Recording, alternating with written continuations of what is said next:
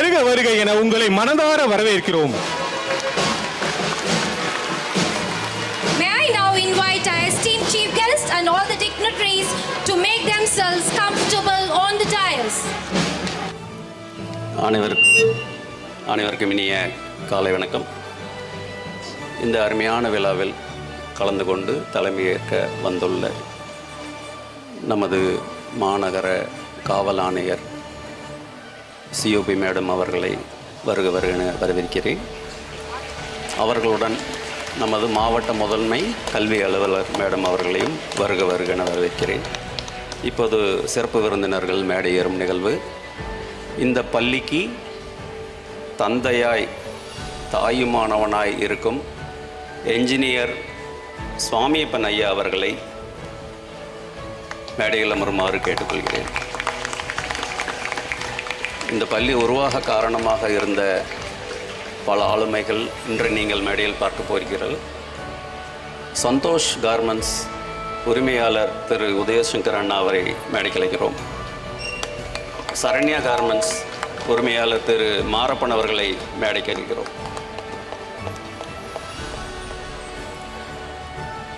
நமது பொறியாளர் திரு இன்ஜினியர் சண்முகராஜ் அவர்களை மேடைக்கு அழைக்கிறோம். ஸ்ரீவாரி ட்ரஸ்ட் தலைவர் திரு பலராம் மாமா அவர்களை மேடைக்கு அழைக்கிறோம்.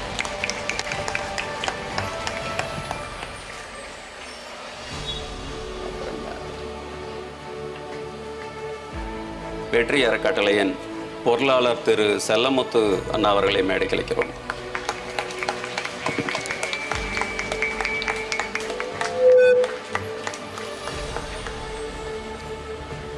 இப்போது மேடை நிகழ்வு துவங்க உள்ளது. தமிழ் தாய் வாழ்த்து.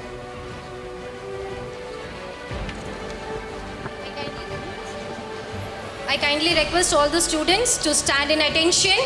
நீராறும் கடலுடுத்த நிலமடந்த கெளிலொழுகும் சீராறும் வதனமென திகழ் பரத கண்டமிதில் தெக்கணமும் அதிசிறந்த திராவிடனல் திருநாடும் தக்க சிறு பிறை நுதலும் தரித்தனரும் திலகமுமே அத்திலக வாசனை போல் அனைத்துலகும் இன்பமுற எத்திசையும் புகழ் மணக்க இருந்த பெரும் தமிழனங்கே தமிழனங்கே உன் சீரிழமை திறம் வியந்து செயல் மறந்து வாழ்த்துதுமே வாழ்த்துதுமே வாழ்த்துதுமே.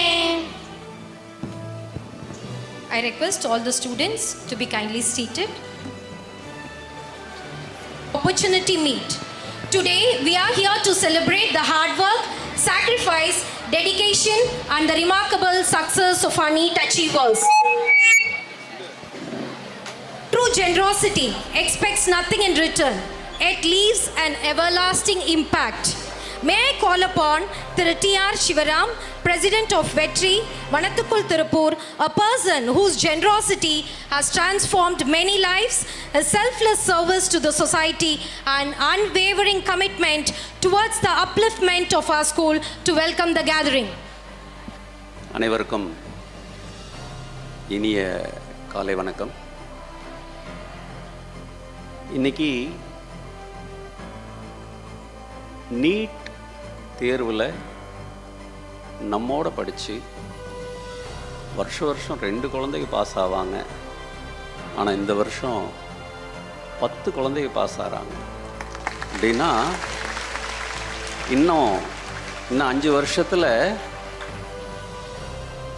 என்னோட நண்பா நண்பீஸ் அதானே இன்றைக்கி டைலாக்கு கரெக்டாக நம்ம ஹானரபிள் சிஎம் யூஸ் பண்ண அந்த வார்த்தையை எடுத்துக்கிறேன். என்னோடு இருந்த குட்டி பசங்க குட்டி பொண்ணுங்க இன்னும் 5 வருஷத்தில் டாக்டரை எனக்கு வைத்தியம் பார்க்க போகிறாங்க. ஒருத்தர் இல்லை 2 பேர் இல்லை 10 பேர். எவ்வளோ பெரிய நல்ல விஷயம். அவங்க எப்படி சுலபமாக பாஸ் பண்ணியிருக்க முடியுமா? இது தேசிய போட்டித் தேர்வு. அவங்க எப்படி பாஸ் பண்ணாங்க? அவங்க பேரண்ட்ஸ் எந்த விதத்தில் அவங்களுக்கு சப்போர்ட் பண்ணாங்க? டீச்சர்ஸ் எந்த விதத்தில் அதுக்கு உதவியாக இருந்தாங்க. இது எல்லாத்தையும் ஒரு மேடையில் நம்ம பார்க்கணும், கேட்கணும், புரிஞ்சுக்கணும், நம்மளும் அடுத்த வருஷம் டாக்டர் ஆகணும் அப்படிங்கிறதுக்காகத்தான் இன்றைய நிகழ்வு. இன்றைக்கி நமக்கெல்லாம் பாரதத்துக்கே ஆசிரியர், குரு அப்படின்ற ஸ்தானத்தில் இருந்த மேதகு குடியரசுத் தலைவர் கலாம் ஐயாவோட நினைவு நாள். 83 வயசில் ஷில்லாங்கில் IIM இன்ஸ்டியூட்டில் மாணவர்களோட பேசிகிட்டு இருக்கும்போதே அவரோட உயிர் பிரிஞ்சிருச்சுங்கிறது நமக்கு தெரியும். இன்றைக்கி அவரோட நினைவு நாளில் இந்த நிகழ்ச்சியை இன்றைக்கி நடத்திட்டுருக்கோம். அதுக்காகத்தான் தலைமை விருந்தினர் வந்தோடனே முதல்ல அவங்களுக்கு அஞ்சலி செலுத்திட்டு அப்புறம் மேடை ஏறினாங்க. நிகழ்ச்சிக்கு போகிறதுக்கு முன்னாடி இந்த பள்ளி உருவான கதையை நான் சொல்லணும்னு ஆசைப்படுறேன். ஏன்னா வரவேற்புரை வந்து HM மேடம் பண்ணுறதா இருந்துச்சு. ஸ்கூல் உருவான கதை அவங்களுக்கு தெரியாதனால வரவேற்புரை நான் எடுத்துகிட்டு நன்றியோரை வந்து HM மேடத்துக்கு கொடுத்துருக்கேன்.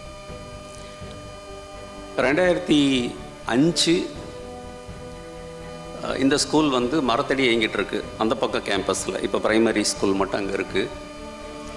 நான் இந்த பகுதியில் தொழில் பண்ணுறதுனால எப்போ இங்கே ட்ராவல் பண்ணுறனோ அப்போல்லாம் வந்து டாலர் சிட்டின்னு பெருமையாக பேசுகிறோமே, ஆனால் நம்ம டாலர் சிட்டியில் குழந்தைங்க மரத்தடி படிக்குதுன்னு ஒரு ஏக்கம் எப்போவுமே உண்டு. அந்த டைமில் வந்து அந்த HM வந்து என்னை மீட் பண்ணி ஒரு கோரிக்கை வச்சாங்க. என்ன கோரிக்கை தெரியுமா? சார், எங்கள் ஸ்கூலில் டாய்லெட் இருக்குது, கதவெல்லாம் உடஞ்சி போச்சு, எனக்கு ஒரு 6 கதவு எனக்கு போட்டு கொடுக்கணும்னு கேட்டாங்க. சரி மேடம், டோர் தானே, கவர்மெண்ட் ஸ்கூல் தானே, பண்ணிடலான்னு என்னோடய சைட் இன்ஜினியர் அனுப்பிச்சேன். என் சைட் இன்ஜினியர் போயிட்டு வந்துட்டு சொன்னார், சார் அதில் ஒரு ப்ராப்ளம் ஒன்று. என்ன பண்ணேன்? கதவு போட்டுடலாம் சார், ஆனால் அங்கே தண்ணி இல்லை சார்னு. திருப்ப HM கூப்பிட்டேன். மேடம் என்ன தண்ணி இல்லைன்றாங்க, தண்ணி இல்லாத வாஷ்ரூமுக்கு கதவு போட்டு என்ன யோசுன்னு சொல்லி கேட்டேன். அப்போ HM சொன்னாங்க, சார் அதுக்கு வேற ஒரு ஸ்பான்சர் தேடிட்டுருக்கோம், அந்த ஸ்பான்சர் கிடைச்சோன்னே தண்ணி கொண்டு வந்துடுவோன்னு சொன்னாங்க. அப்புறம் நான் அந்த ஸ்கூலுக்கு போனேன், தண்ணி எங்கேருந்து வரும்னு.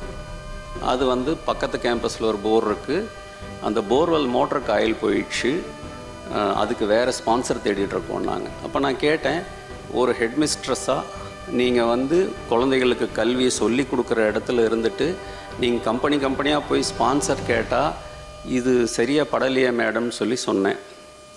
இது அந்த கதை அப்போ முடிஞ்சிடுச்சு. நான் சொன்னேன், இது ஹோலிஸ்டிக்காக செய்யணும், இது ஒரு கதவோ ஒரு போர்வெல்லோ சம்மந்தப்பட்ட விஷயம் இல்லை, இதை முழுமையாக செய்யணும், கொஞ்சம் டைம் கொடுங்க, இதை நல்லா செய்யலான்னு சொன்னேன். அந்த டைமில் தான் என்ஜினியர் சுவாமிப்பன் ஐயா, இவர் வந்து இடுவம்பாளையம் ஊரோட மண்ணின் மைந்தர், அவர் வந்து அவரோட நெருங்கிய நண்பர். இந்த பள்ளி காலம்பூரா 2 பேரை மறக்கக்கூடாது அப்படின்னா, ஒன்று இன்ஜினியர் சாமிப்பன் ஐயா மேடையில் இருக்காங்க, அவரை மறக்கக்கூடாது. இன்னொன்று இந்த ஊரோட மண்ணின் மைந்தர் கந்தசாமி ஐயா, அவர் யாருன்னா சென்னை சில்க்ஸோட மாப்பிள்ளை, அவரும் இந்த ஊர். அவர் இப்போ நம்மோட இல்லை, அவர் வந்து தெய்வமாயிட்டார். ஆனால் இந்த 2 பேரோட உழைப்பு, நான் வந்து அப்போ ஆண்டிபாளையம் குளம் தூர் வாரிட்டுருக்கேன். அப்போ வந்து சாமி பனையா சொல்கிறாரு, இந்த ஸ்கூலுக்கு வந்து 8 ஏக்கர் இடம் வந்து சென்னை சில்க்ஸ் குடும்பத்துலேருந்து வாங்கி கொடுக்குறாங்க, நீங்கள் தான் சிவராம் வந்து பில்டிங் கட்டி கொடுக்கணும்னு சொல்லி சுவாமி பின்னையா என்னிட்ட சொல்கிறார். நான் சொன்னேன், சார் அந்த குழந்தைங்க மரத்தடி படிக்கிற சூழ்நிலை எனக்கு தெரியும், கண்டிப்பாக செய்யலாம், 1 வருஷம் டைம் கொடுங்க, இந்த குளம் ப்ராஜெக்டை முடிச்சுட்டு அங்கே வரேன்னு சொல்லி சொன்னோம். அதுக்கப்புறம் இங்கே வந்து பார்த்தோன்னா இது 2007. இங்கே பார்த்தா இது HRNC லேண்டாக இருந்ததப்போ, இந்து சமய அறநிலையத்துறை லேண்டு. இப்போ நம்ம உட்காந்துருக்கிற இடம் ஒரு பெரிய பாறைக்குழி.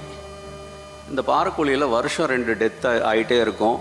ஒரு டெத் ஆகிடுச்சுன்னா இந்த கோயிலோட செயல் அலுவலர் EO அவர் போய் போலீஸ் ஸ்டேஷனில் அந்த வழக்கு முடிகிற வரைக்கும் சாட்சிக்கு அவர் நடக்கணும். இது HRNCக்கு பெரிய தொல்லையாக இருந்த லேண்டை எஜுகேஷன் டிபார்ட்மெண்ட்டில் ஒரு டோனர் வந்து கேட்டோன்னே சந்தோஷம் பெரியமாக வச்சுக்கோங்கன்னு கொடுத்துட்டாங்க.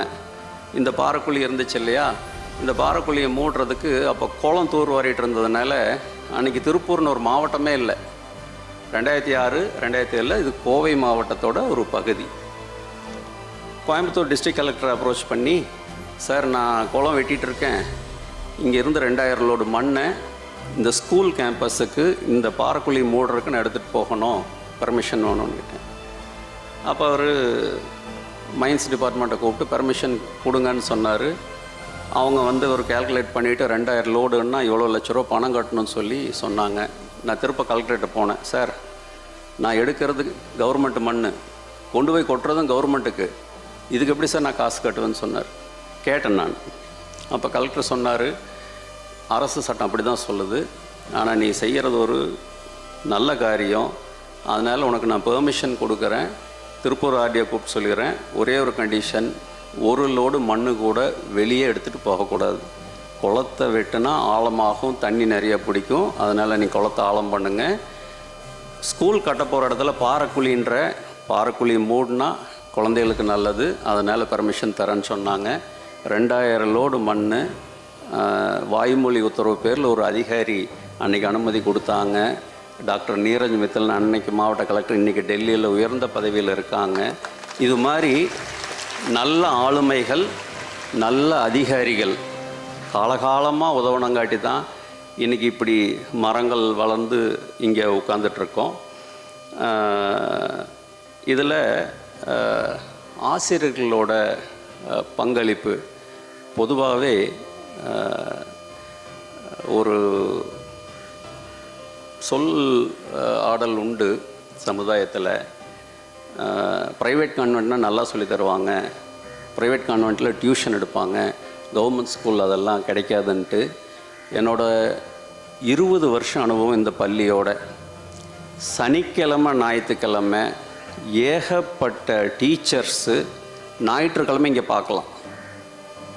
மற்ற கவர்மெண்ட் ஸ்கூல் பற்றி எனக்கு தெரியாது. மேகலா குழும நிறுவனங்கள் சேர்மன் திரு மணியன் அவர்களை மேடைக்கு அழைக்கிறோம்.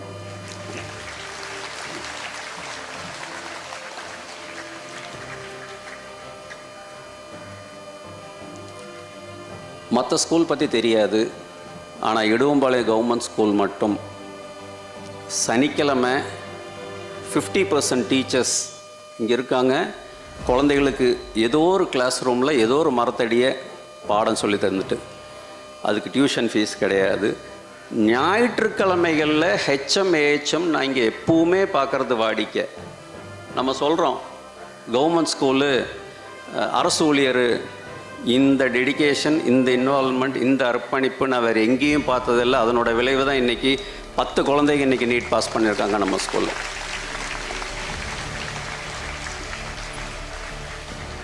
இந்த பள்ளி உருவாருக்கு என்ன பண்ணோன்னா, வெற்றி அறக்கட்டளை வந்து அன்றைக்கி ரொம்ப பணம் வசதியெல்லாம் இல்லை, ஆனால் நம்ம கலாம் ஐயா வழியில் வந்தவங்க இல்லையா, கனவு மட்டும்தான் இருந்துச்சு.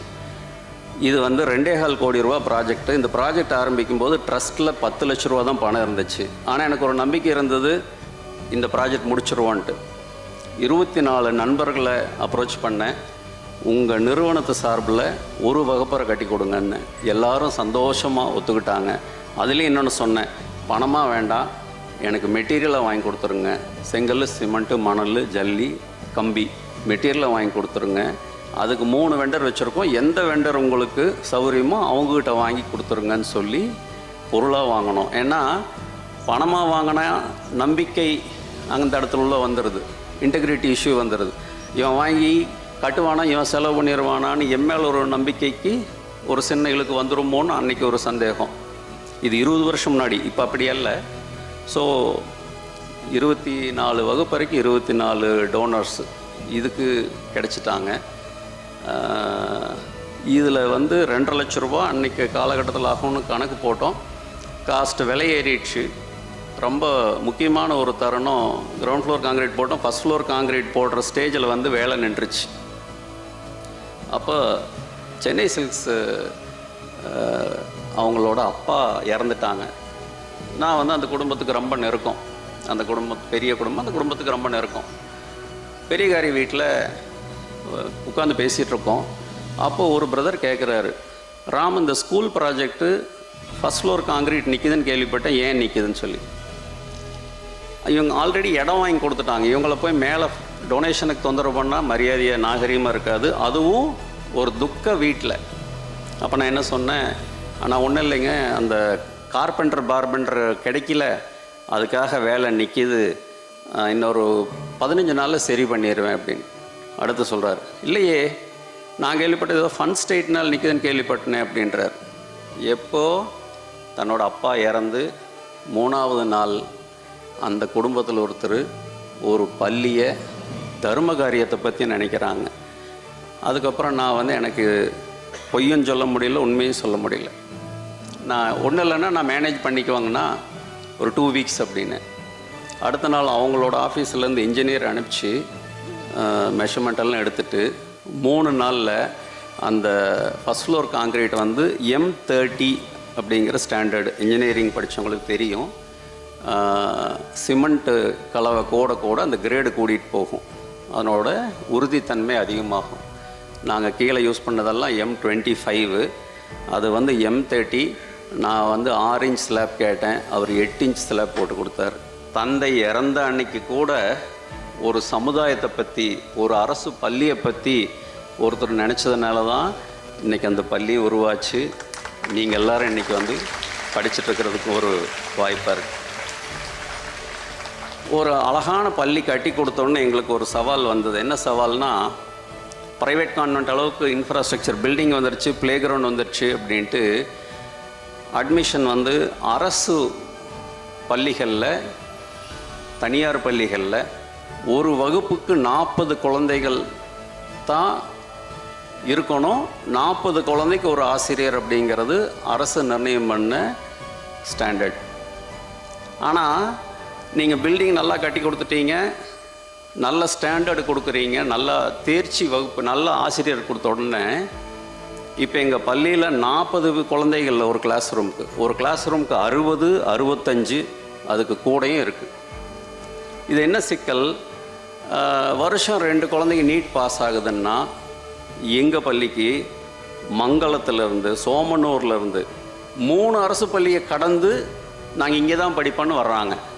அப்போ என்ன ஆகுது, வருஷம் இப்போது இது மட்டும்தான் நம்ம கட்டின பிளாக், இதுவும் பின்னாடி இருக்கிறதும், இதுக்கப்புறம் அங்கே எதிரில் பார்க்குறது, உங்கள் பின்னாடி பார்க்குறது எல்லாமே அரசோட பல்வேறு திட்டங்கள், நபார்டு வங்கி நிதியிலிருந்து SSAன்னு சொல்லுவாங்க, சர்வ சிக்ஷா அபியான்னு சொல்லி பல்வேறு திட்டங்களில் அடுத்தடுத்த வருஷம் அரசாங்கம் கட்டி கொடுத்த வகுப்பறைகள், அரசாங்கம் கட்டி கொடுத்த லேபு எல்லாமே.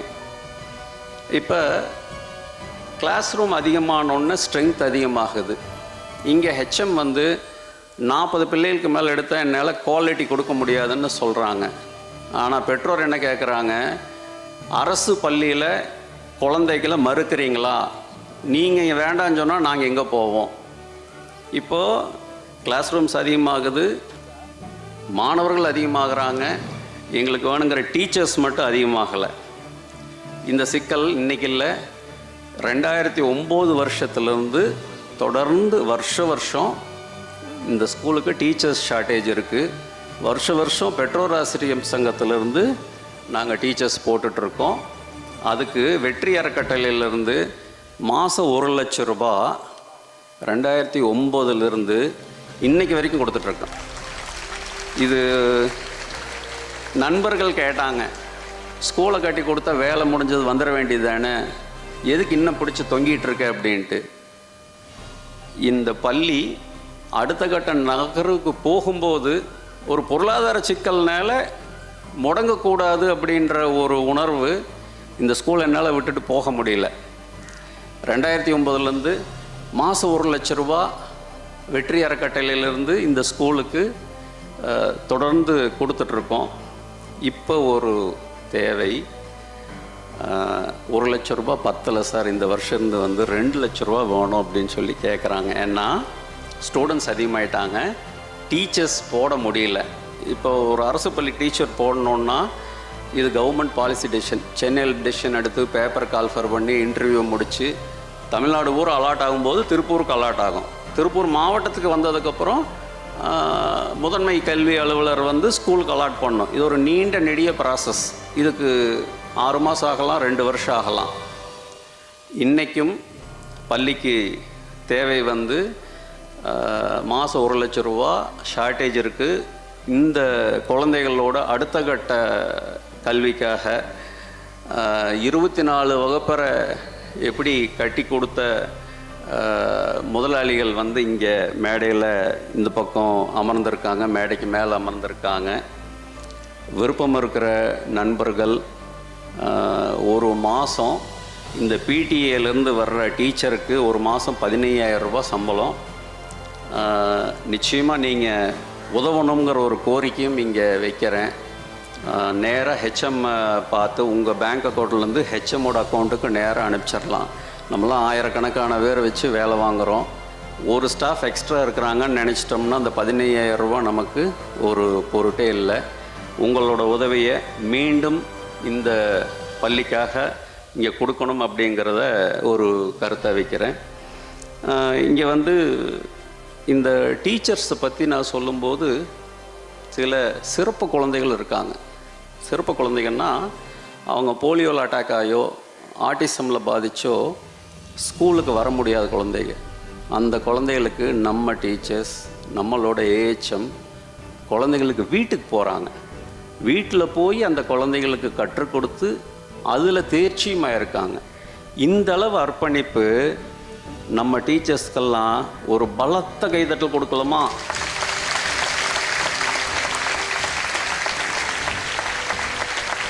நன்றி. வருஷம் அட்மிஷன் அப்போ பெரிய பஞ்சாயத்து வரும். கிளாஸ் ரூமில் இடமில்லை போகிறோன்னு சொல்லுவாங்க. ஆனால் பேரண்ட்ஸ் வந்து சிஇஓட்ட கம்ப்ளைண்ட் பண்ணுவாங்க, கலெக்டர்கிட்ட கம்ப்ளைண்ட் பண்ணுவாங்க. சிஇஓ மேடம் என்ன சொல்லுவாங்க, ஏம்மா எப்படியாவது பார்த்து மேனேஜ் பண்ணுமான்னு சொல்லுவாங்க. வருஷம் நடந்துகிட்ருக்கிறது. இந்த வருஷம் அது நடக்குது, இனியும் நடக்கும். இதில் குவாலிட்டி எப்படி வருது அப்படின்னா ஸ்ட்ரிக்டான நிர்வாகத்தில் தான் வருது. சில நேரம் டீச்சர்ஸ் கடுமை காட்டியிருப்பாங்க. 2 வருஷம் முன்னாடி ஒரு பையன் ரொம்ப குறும்பு, ஒரு பிளேடை வச்சு ஒரு 4-5 பேரை கிழிச்சு விட்டுட்டான். அப்போது என் கவனத்துக்கு வந்த உடனே நான் சொன்னேன், அந்த பையனை வந்து சஸ்பெண்ட் பண்ணி ஆகணும் அப்படின்னு சொன்னேன். அந்த குறும்பு பையன் வந்து ரெக்கமெண்டேஷன், பெரிய இடத்து ரெக்கமெண்டேஷன், எம்எல்ஏ வர்றாரு, எம்பி வர்றாரு, எல்லாம் ஃபோன் வருது அந்த பையனை சஸ்பெண்ட் பண்ணக்கூடாதுன்னு. 2 நாள் போராடி திருப்ப சிஇஓட்ட போய் கலெக்டர்கிட்ட போய் ஒருத்தன் சஸ்பெண்ட் ஆக வேண்டியது இவங்க எல்லாம் ஏகப்பட்ட அலப்பறை பண்ணி 6 பேரை சஸ்பெண்ட் பண்ணோம். சில நேரம் 3600 பிள்ளைகள் நலனுக்காக 6 பேர் குறும்பு பண்ணால் அந்த 6 பேரை நடவடிக்கை எடுக்கிறதையிலையும் இந்த பள்ளி வந்து ஒரு நாளும் தயங்கினது இல்லை அப்படிங்கிறதையும் இங்கே சொல்லணும். இன்னொரு விஷயம் நடந்துச்சு. ஸ்கூல் கட்டி முடிச்சிட்டோம், ஸ்கூல் நடந்துகிட்ருக்கு. அப்போ வந்து ஸ்ரீவாரி ட்ரஸ்ட் நண்பர்கள் வந்து இங்கே மேடையில் இருக்காங்க. அவங்க வந்து உங்கள் ஸ்கூலில் வந்து ஒரு ஃபங்க்ஷன் நடத்திக்கலாமான்னு கேட்குறாங்க. ஏன்னா மைதானம் பெருசாக இருக்குது. என்ன ஃபங்க்ஷன்னு, திருப்பதியிலேருந்து திருக்கல்யாண உற்சவம் பண்ணணும், ஸ்கூலில் நடத்திக்கலாமான்ட்டு. கண்டிப்பாக நடத்திக்குவோங்க, ஆனால் நான் ஸ்கூலுக்கு எதாவது செஞ்சு கொடுக்க கேட்பேன் அப்படின்னா நடத்திக்குவோங்கன்னு சொல்கிறேன். அப்புறம் ஒரு வாரம் அவங்க கூப்பிடல. ஒரு வாரம் கழித்து நான் திருப்பி கேட்டேன், நீங்கள் ஒரு ஃபங்க்ஷன் நடத்துகிறேன்னு நீங்களே எப்போ அப்படின்ட்டு. இல்லை சார், அது வேறு ஒரு இடத்துக்கு ஷிஃப்ட் பண்ணலாமான்னு யோசிச்சுட்ருக்கோம். ஏன் இல்லை, ஒரு காலேஜ் பிரின்ஸிபால் எல்லா செலவும் அவரே ஏற்றுக்கிறேங்கிறாரு, 75 லட்ச ரூபா செலவு வரும், அதனால் வந்து நாங்கள் ஃபங்க்ஷன் அங்கே வச்சுக்கலாமான்னு யோசனை பண்ணுறோம். நான் சொன்னேன், அன்றைக்கி வந்து 1000 பேர் தான் நம்ம ஸ்ட்ரென்த்து. எங்கள் ஸ்கூலில் 1000 பேர் குழந்தைங்க, அதில் 500 குழந்தைங்க காலில் செருப்பு இல்லாமல் இருக்குது.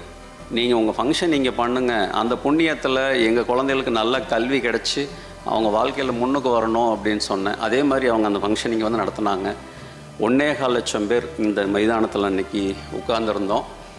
அன்றைக்கி வந்து நமக்கு பாதுகாப்பு கொடுத்தது வந்து அன்றைக்கி Coimbatore district SP Kannan sir. இன்றைக்கி தான் அவர் கோயம்புத்தூர் சிஓபியாக இருக்கார். இன்றைக்கி திருப்ப அதே அதிகாரி இங்கே இருக்கார். அந்த ஃபங்க்ஷன் நடத்த முடித்தோடனே அந்த ஸ்ரீவாரி ட்ரஸ்ட் என்னை கேட்டாங்க, சார் எங்கள்கிட்ட வந்து ஒரு 50 லட்ச ரூபா பணம் மிச்சிருக்கு, இந்த ஸ்கூலுக்கு எதாவது செய்யணும்னு சொல்லி. சார் ஒரு ஆடிட்டோரியம் கட்டி கொடுங்கன்னு சொன்னேன். அந்த ஆடிட்டோரியம் தான் பின்னாடி இருக்குது, அன்னைக்கு கட்டி கொடுத்தது. இன்றைக்கி வந்து அது ஆடிட்டோரியமாக யூஸ் பண்ண முடியல, அது புத்தக கிடங்காக மாற்றிட்டாங்க டிபார்ட்மெண்ட்டில். மாவட்டம் பூரா இருக்கிற எல்லா ஸ்கூலோட புக்கை கொண்டு வந்து அது குடோனாக மாற்றிட்டாங்க. அதனால் நமக்கு மீண்டும் வந்து மரத்தடியே ஆடிட்டோரியம், நம்ம திரும்ப வந்து இங்கே உட்காந்துட்டோம். சிஓ மேடம் மனசு வச்சா அந்த ஆடிட்டோரியத்தை காலி பண்ணி கொடுத்தீங்கன்னா திரும்ப நாங்கள் அங்கே உள்ளே போயிடுவோன்ற ஒரு விஷயத்தையும் இங்கே நினைக்க வச்சுட்டு, இப்போ இன்ஜினியர் சாமிப்பன் ஐயா பொதுப்பணித்துறையில் அவர் எஸ்சியாக பணிபுரிஞ்சு ரிட்டையர் ஆகிட்டு ஒரு 85 வயது இளைஞர், வயசு கரெக்டாக சார் 88 வயசு இளைஞர், எந்நேரம் இந்த ஸ்கூலுக்கு எதாவது பண்ணணும்னு சொல்லிட்டு இந்த 2வது மாடியிலையா இப்போ மேலே கட்டிகிட்ருக்கோம். இந்த ஒர்க்கு ஆரம்பிக்கலாம், இடும்பாளையத்துக்காரங்கெல்லாம் வந்து டோனர்ஸ் எல்லாம் இருக்காங்க, இந்த ஒர்க் ஆரம்பிக்கலான்னு சொல்லி சொன்னார். நான் சொன்னேன், சார் லைஃப் என்ஜாய் பண்ணுங்கள், பென்ஷன் கிடைக்கிது, லைஃப் என்ஜாய் பண்ணுங்கள், ஸ்கூல் நல்லா போயிட்டுருக்கு, இனி வர்ற எல்லாமே கவர்மெண்ட் ஃபண்டில் பண்ணலாம், நம்ம தனியாக கையை வைக்க வேண்டாம்னு சொன்னேன். ஆர்வ கோளாறு, இல்லை பண்ணிடலான்னாரு. ஆரம்பித்தாச்சு.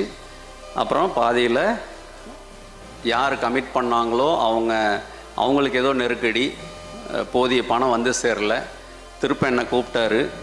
மறுபடியும் ஒரு 2-3 பேர் அப்ரோச் பண்ணேன். இதில் ராமராஜ் காட்டன் நாகராஜ் அண்ணா 15 லட்ச ரூபா இப்போ கொடுத்தாங்க. இதெல்லாம் ஒரு 6 மாதம் முன்னாடி நடந்த விஷயம். மேலே சென்னை சில்க்ஸ் மறுபடியும் 15 லட்சம் கொடுத்தாங்க. கிளாசிக் போலோ எங்கள் நிறுவனத்து வந்து 10 லட்சம் கொடுத்தோம். ஸோ ஐயாவோட பணி வந்து இப்போ நேற்று கூப்பிட்டாரு, எனக்கு இந்த பிளாக் பெயிண்ட் அடிக்கணும், அடிக்கும் தலைக்கு பெயிண்ட் அடிக்கணும், இன்னொரு 15 லட்ச ரூபா வேணும் அப்படின்னு சொல்லிட்டு கேட்டாங்க. நான் சொன்னேன், சார் தயவு செஞ்சு என்ன விடுங்க, இப்போ வந்து முதல் பணி டீச்சர்ஸுக்கு மாதம் 1 லட்சம் ஷார்ட்டேஜ், நம்ம அதை மொபிலைஸ் பண்ணலாம், அப்புறம் வாய்ப்பு இருக்கும்போது பெயிண்ட்டு பார்க்கலாம் சார்னு சொன்னேன். இது மாதிரி ஏன் இதை சொல்கிறேன்னா, இவ்வளோ பேரோட வேர்வை உழைப்பு, உங்களுக்கு உதவணுங்கிற சிந்தனை, அப்படி ஒரு நல்ல எண்ணங்கள் பலரோட உதவினால தான் இந்த பள்ளி உருவாச்சு. இன்றைக்கி வரைக்கும் இந்த நிர்வாகம் நல்லா நடக்குது. இதுக்கு முன்னாடி வந்து அவ்வளோ சிஇஓஸ், அவ்வளோ ஹெச்எம்ஸ், அவ்வளோ ஹெச்எம், அவ்வளோ டீச்சர்ஸுக்கும் நம்ம இந்த இடத்துல நன்றி பாராட்டியே ஆகணும். இப்போ இன்றைக்கி நீட்டை பற்றின பல விமர்சனங்கள் நாடு பூரா போயிட்டுருக்கும்போது நம்ம குழந்தைங்க 10 பேரோட அவங்க எப்படி நீட் பாஸ் பண்ணாங்கன்னு நான் கேட்கணும்னு நினச்சேன். அதனால தான் வந்து இந்த நிகழ்ச்சி. இது நீட் பாஸ் பண்ணதோடு இல்லை, ஒரு குழந்தைய நீட் பாஸ் பண்ண ஒரு குழந்தைய பிடிஎஸ் குழந்தைய நான் அடாப்ட் பண்ணியிருக்கிறேன், என் மக மாதிரி. அது வந்து இந்த வருஷம் அந்த பொண்ணு படித்து முடிக்குது, அபிராமி. அந்த பொண்ணுக்கு வந்து 2 நாள் 3 நாளுக்கு ஒரு தடவை, சார் எனக்கு வந்து இந்த டென்டிஸ்ட் டூல் வேணும், இந்த கிட்டு வேணும், அந்த கிட்டு வேணும்னு சொல்லிவிட்டு வாட்ஸ்அப் பண்ணும். அப்பப்போ ஜிபே பண்ணிடுவேன். என் பொண்ணு அக்ஷயாவுக்கு எப்படி பார்த்தனோ அது மாதிரி தான் இந்த அபிராமி குட்டியும் படிச்சுட்ருக்கா.